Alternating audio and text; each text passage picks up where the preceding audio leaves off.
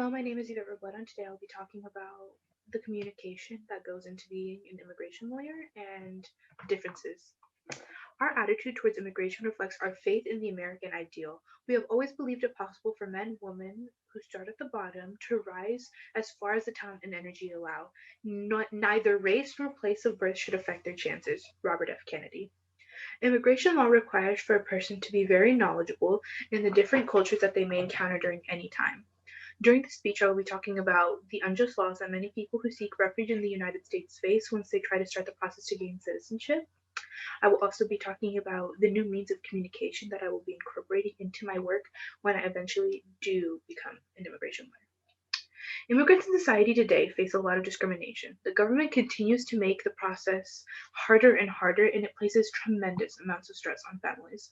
They threaten to break families apart, force parents to pay to get their child back after it being taken away from them, and all of these things place tremendous and unnecessarily large amounts of worry on these people who are only trying to find a place where they can live safely with their families.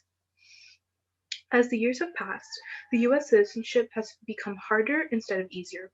On top of it becoming harder, we have had an issue in refugees from other countries where the government is making the test, instead of being able to miss the previous 12, they're only allowed to miss 6. The United States is a melting pot for immigrants all over the world. They make up 15% of the population, while it's projected that children of US immigrants will make up 88% of the population by 2065. The test was made more expensive in the recent years on top of making it harder.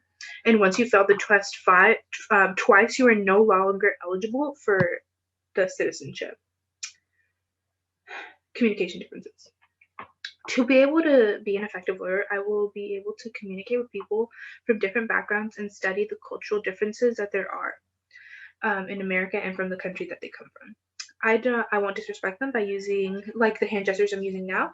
Some of these can be seen as disrespectful, so I'll have to learn which countries are deeming these hand gestures disrespectful, and also closeness. Some cultures are feel more comfortable being closer, and some feel more comfortable being farther away.